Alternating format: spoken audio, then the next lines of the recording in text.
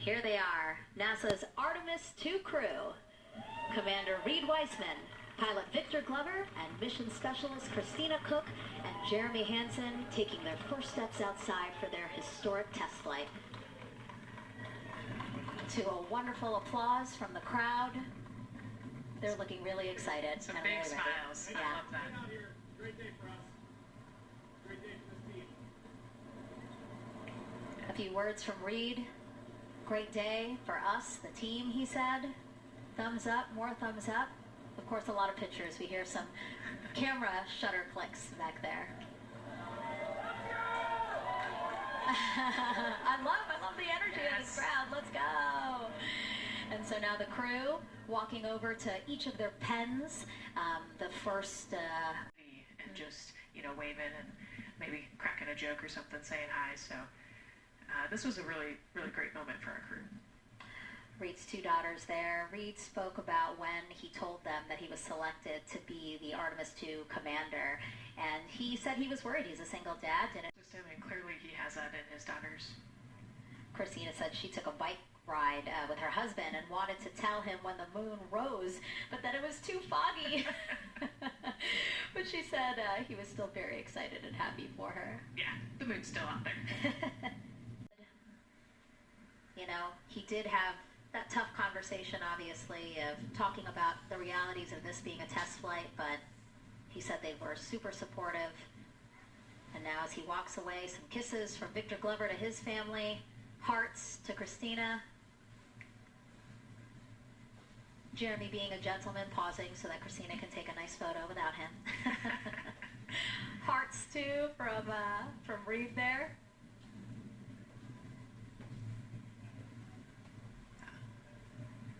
Hearing Victor saying, "Love you guys," saying that to some of his crew members there. Woody. Some more applause from the group. Quick wave to some of the NASA program managers and I think Norm Knight's out there, the FOD Flight Operations Director.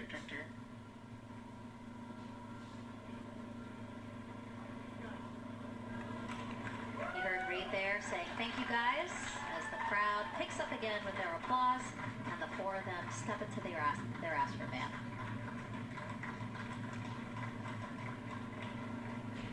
Again, crowds continue going, as we are now passing the historic Vehicle Assembly Building. This is where the Space Launch System rocket was assembled and stacked with Orion.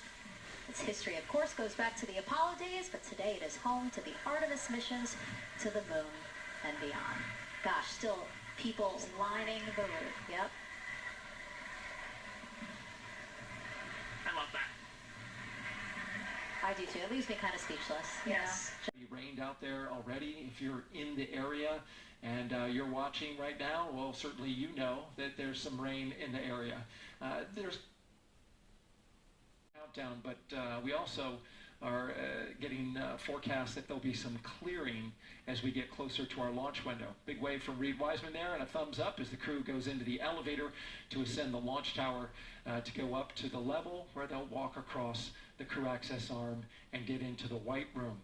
The miles, they're expected to go about 4,000 miles farther than the Apollo 13 crew did.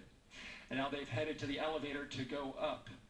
Again, I was talking about the loops. You're going to be hearing from the crew as they discuss. It is not only a way for the crew to obviously access Orion, but also provides the fuels, communications, all that to the rocket. And now we're watching the crew to the rocket. And now we're watching the crew walk across the crew access arm, getting a beautiful view of Kennedy Space Center. From 274 feet. Nicole laughs because Nicole is also, like Reed, does not like heights. Not like how open that crew access arm is. But Reed made it across, so that's good news. It looks like they really enjoyed it. They didn't just walk straight past. Christina and Victor, we definitely saw. Some thumbs up there. Looking out, yep, that crew access arm. And then Reed, he knows where that camera is.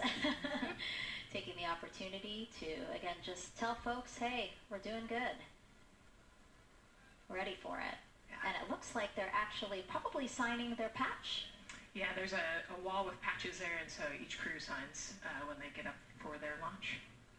And so this is probably actually the first time a crew is doing this in the White Room of Launch Pad 39B. Don't quote me on that, but I think the signing started with the commercial crew program. So there's a lot of that in a heart there from Jeremy again. Yeah, Canada. Yeah. Canada is about to get into Orion. And so you mentioned Dre. Why don't we talk a little bit about him? So that was NASA astronaut Andre Douglas. And he is actually one of the backup crew members for the Artemis II mission. He trained alongside the primary crew and will step in and if any of the three astronauts. So that they can monitor all of the systems and monitor the launch as they go. Christina there signing the wall.